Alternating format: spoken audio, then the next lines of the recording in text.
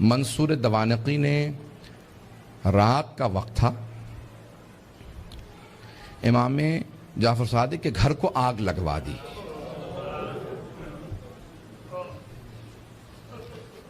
آج کل آپ نے دیکھا روشنیاں ہوتی ہیں، پانی کا نظام کچھ اور ہے۔ پرانے زمانے میں گھر میں کنواں ہوتا تھا، پانی نکالا جاتا تھا، چراغ ہاتھ میں ہوتے تھے۔ رات کا وقت تھا، امام کے گھر میں آگ لگا دی۔ امام کے جو خادم تھے نا، وہ فوراً آگ بجھانے لگے۔ میرے طرف دیکھیے گا، ایک جملہ کہہ دوں، اس کے بعد صرف 2-4 منٹ 5 منٹ زحمت دوں گا آپ کو مصائب کی۔ امام کے جتنے خادم تھے نا، وہ سب کے سب آگ بجھانے لگے۔ امام اپنے گھر سے باہر نکلے، گھر میں آگ تھی۔ باہر نکلنے کے بعد نہ جانے صحن میں کیا دیکھا، ایک دیوار سے ٹیک لگا کے بیٹھ گئے اور زاروں قطار رونا شروع کر دیا۔ امام روتے جاتے تھے، خادم آگ بجھا رہے تھے۔ ایک خادم رکا، فوراً دوڑتا ہوا امام کی بارگاہ میں آیا، کہا مولا کیا بات ہے، نہ آپ آگ بجھانے میں مدد کر رہے ہیں، نہ گھر سے باہر جا رہے ہیں، ایک طرف بیٹھ کے روتے چلے جا رہے ہیں، مولا کیا بات ہے، مجھے سمجھائیے کیوں اتنا رو رہے ہیں۔ کہا کہ مجھے شام غریبہ یاد آ گئی، مجھے شام غریبہ یاد آ گئی۔ کہا مولا اس وقت شام غریبہ کیوں یاد آئی ہے؟ مولا نے اپنے خادم کو مخاطب کر کے کہا، تو دیکھ رہا ہے میری بیٹیاں سر پہ برقعے سنبھالے، کبھی صحن میں اس طرف سے ادھر جاتی ہیں، کبھی ادھر سے ادھر جاتی ہیں، کتنی پریشان ہیں۔ جب میں نے اپنی بیٹیوں کو صحن میں دوڑتے دیکھا، مجھے میری پھپھیاں یاد آ گئیں۔ کہا مولا کیوں؟ کہا نہ میرے جد حسین سر پہ موجود تھے، نہ میرے چچا عباس موجود تھے، نہ علی اکبر سنبھالنے کے لیے تھے، نہ قاسم، اور سید سجاد میرے دادا بیمار پڑے تھے۔ جب خیموں میں آگ لگی، ہر بی بی تڑپنے لگی، کبھی اس خیمے سے اس خیمے میں، کبھی اس خیمے سے اس خیمے میں۔ کہا جب ایک مرتبہ سارے خیمے جل گئے، امام سجاد کے خیمے میں، مولانا پیش کر چکے، میں شام غریبہ نہیں پڑھوں گا۔ کہا مجھے شام غریبہ یاد آ گئی۔ عزیزان گرامی، میں صرف 2 روایات پیش کرنا چاہ رہا تھا۔ پہلے مولا نے کہا مجھے شام غریبہ یاد آ گئی۔ دوسرے، جب ایک مرتبہ عاشور کا دن تھا، امام کے گھر کے اندر عجیب و غریب عالم ہے، امام بیٹھ کے رو رہے ہیں۔ اتنے میں کچھ شیعہ آئے، کہا مولا کیا بات ہے، اتنے محزون ہیں؟ کہا حکومت اعلان نہیں کرتی آج عاشورہ ہے، میرے جد حسین کی مجلس کا دن ہے۔ وہ جو شیعہ آئے تھے ان میں سے ایک نے کہا کہ مولا آپ کو مجلس کریں گے؟ امام نے کہا ہاں۔ کہا تمہارے بابا مرثیہ کہہ دیا کرتے تھے، اشعار کہتے تھے، تم بھی شعر کہتے ہو؟ کہا ہاں مولا۔ کہا میرے جد حسین کی شان میں کوئی شعر کہا ہے؟ کہا جی مولا۔ کہا ذرا کچھ مصائب کے اشعار سنا دو، آپ بھی دوڑے پڑتے ہیں نا۔ امام نے کہا ہاں ذرا کوئی مصائب کا بند سنا دے۔ کھڑا ہوا پڑھنا چاہتا تھا، امام نے کہا رک جا، ابھی نہ پڑھنا۔ ایک مرتبہ ایک امام نے خادم سے کہا ذرا یہاں پردہ کھینچ دے۔ پردہ کھینچا گیا۔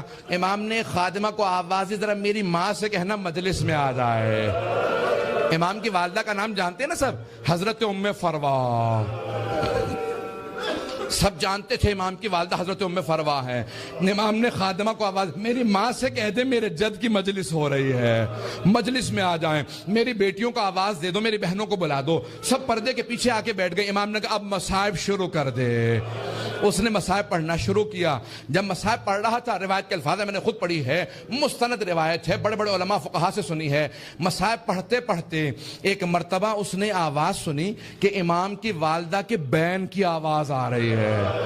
حضرت ام فروا بین کرنے لگی، ہائے میرا جد مارا گیا، ہائے حسین مارا گیا، بین کرنے لگی۔ اب امام صادق سے برداشت نہیں ہو رہا تھا، آنسو بہ رہے تھے، ریش تر تھی، امام نے امامہ اتار رکھا تھا، تڑپ رہے تھے۔ وہ جو مصائب پڑھ رہا تھا نا، وہ امام کی والدہ کے خاندان سے تھا۔ اس نے مخاطب ہو کے کہا اے ام فروا، اگر آپ زیادہ روئیں گی نا تو آپ کا بیٹا جعفر صادق آپ کو دلاسا دینے آئے گا، آپ کو سینے سے لگائے گا، آپ کے آنسوؤں کو صاف کرے گا، آپ کی چادر کو سنبھال کے رکھے گا۔ لیکن اے ام فروا، آپ کی پھپھیاں جب میدان کربلا میں رو رہی تھی، کبھی شمر تازیانے مارتا تھا، کبھی خولی تازیانے مارتا تھا. بس بھئی اجرکم اللہ، میں تمام کر دیتا. ایک مرتبہ روایت کے الفاظ یہ ہیں، سارے مدینے والے امام صادق کے دروازے پہ جمع ہو گئے. نہ جانے کیا ہو گیا، اس بلند آواز سے سب رو رہے ہیں. سب دروازے پہ آ گئے. امام نے دروازے کی طرف اشارہ کیا. امام نے کہا الباب الباب، دروازہ بند کر دو، دروازہ بند کر دو. پوچھا مولا کیا بات ہے؟ کہا میرا چھوٹا سا بیٹا بے ہوش ہو گیا. کسی نے پوچھا یہ کون سا بیٹا؟ کہا موسیٰ کاظم. امام موسیٰ کاظم بھی برداشت نہیں کرتے تھے میری پھپھیوں کے مصائب اس طرح سے بیان کیے جائیں. رونے کے اوپر پابندی تھی. اجرکم اللہ. بس بھئی میں نے تمام کر دیا. ایک روایت کے چند جملے پیش کروں گا. آج کس کو پرسہ دیں گے؟ آپ نے امام صادق کی مجلس رکھی ہے نا، دو اماموں کو پرسہ دیں گے. ایک 12ویں امام علیہ السلام کو پرسہ دیں گے، اور ایک اس امام کو پرسہ دیں گے جس کا جنازہ پل بغداد پہ پڑا رہا.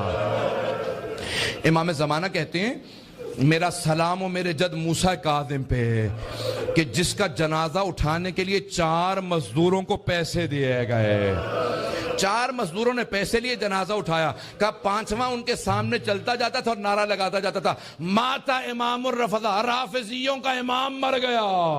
کہا جب پل بغداد میں دھوپ میں لاشا پڑا تھا امام رضا پہنچے. کہا ہٹ جاؤ میرے غریب بابا کے لاشے پہ، میں مدینے سے آیا ہوں. آج ذرا مل کے کہیں گے اے مولا آپ کو پرسہ دینے آئے. کس کا؟ صادق آل محمد آپ کے بابا کا. پیش کروں؟ آخری جملے سن لیجئے. بس بھئی منصور دوانقی ملعون نے امام کو زہر بھجوایا. کیسے دلوایا؟